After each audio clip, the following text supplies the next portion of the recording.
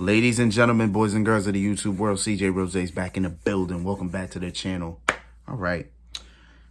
Extreme Rules 2022 has come.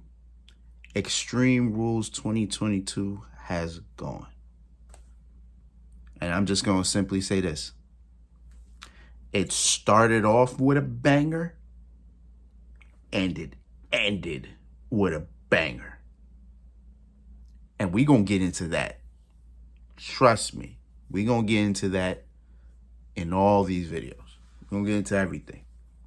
But to tell you the truth, Extreme Rules, good pay-per-view. It was a good pay-per-view. You know, pay-per-views, some matches, some, this and that. But I think regardless of it, it's a pretty good pay-per-view. Triple H is 2 for 2. You love to see it. You love to see it. All right, let's get into this. So the first match to kick off the Extreme Rules pay-per-view was the Brawling Brutes versus Imperium in a good old-fashioned Donnybrook match, which in hindsight is pretty much a street fight, a 6-man tag team street fight in a sense. But the ring, outside the ring, it was kind of dressed up like a bar. So it's pretty much like a bar fight in this sense, right? A 6-man tag team bar fight. Anything goes, no countouts, no disqualifications, only way to win, pinfall submission, right? Boom. Simple. I figured this match would kick it off. I didn't really see any other match that would kick off the night. And thinking about every match on tonight, I think this is probably the match of the night. I feel that way. Because every other match was okay. Some matches were okay. Others were...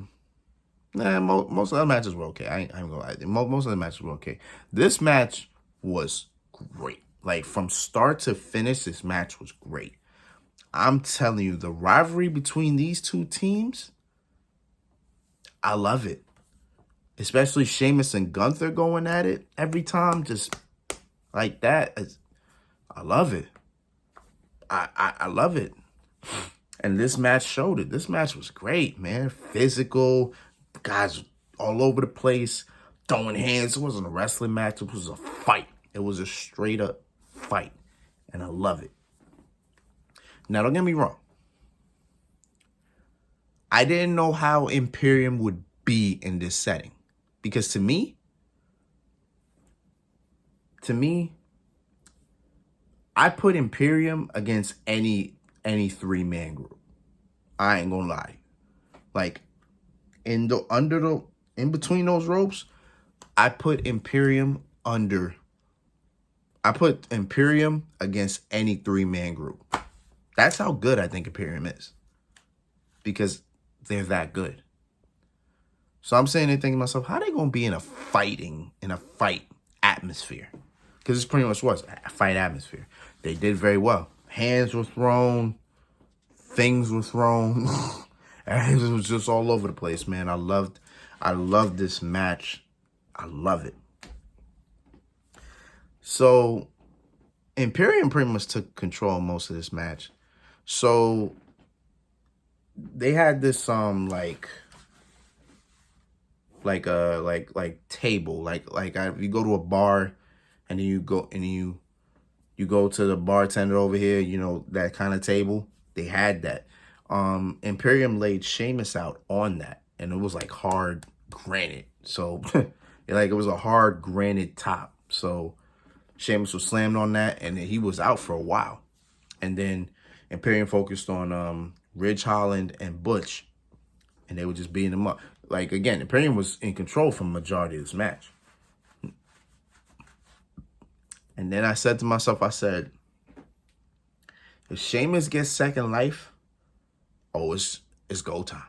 If Sheamus gets a second wind, it's go time. What happened? The camera turns to where Sheamus was. Sheamus flips over the table. And now he's mad. I was like, okay, here it comes. Takes out Vinci, takes out Kaiser. Him and Walt. Not Walt, said Jesus. Him and Gunther, eye and eye. Here we go. Sheamus is all over the place. Sheamus is beating everybody up, you know what I'm saying? And then we back to the fight. It's just a fight. It's just a fight.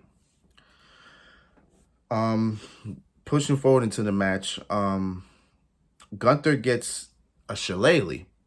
Now, if you remember on SmackDown, that's kind of how he won the match. That's how he beat Sheamus for the Intercontinental Championship. Or that's how he retained against Sheamus. I think Vinci gave Gunther the shillelagh, and then Gunther kind of clotheslined Sheamus with the shillelagh in his hand, and that's how Gunther retained. Pretty much Gunther did the same thing, same format. Boom, clothesline, shillelagh in hand. Gunther covers. Sheamus kicks out. So I'm like, okay. Keep moving. Let's go. So then pushing forward, Sheamus gets his revenge, has a shillelagh. Ridge and Butch are holding Gunther. Boom. Then fast forward to the match, Vinci gets into the ring. Boom. Gets hit with a bro kick. 1, 2, 3, and the Brawling Brutes win. And I said this. I said if Gunther retains, then the Brawling Brutes are winning at Extreme Rules. And boom. And it could have been vice versa. Sheamus wins the Intercontinental Championship. The Imperium wins at Extreme Rules. You know what I'm saying? Like, but there it is. I will say this. The Brawling Brutes, they've really gotten to their own. I really didn't like this team that much in the beginning. But they've come together. And they're with the biggest, like the biggest 3-man faction baby faces in WWE. So it's intriguing. Now with the addition of Legado del Fantasma on SmackDown, I'm actually intrigued to see a Sheamus versus Santos Escobar match. Because they're heels. They're heels. I would say, how about Santos versus Gunther? How would that go? You know what I'm saying? But we probably have to wait to see that. But Sheamus Santos is something we can actually see. I do want to say this, though, before I end this. I do want to say this, though. Ridge Holland is doing pretty good. The reason why I named Ridge Holland is because, let's not forget, in the beginning of the year, this man got a lot of heat for what happened with him and Big E. He's taking that to the chin. And look at him now. You gotta commend that. You gotta commend that.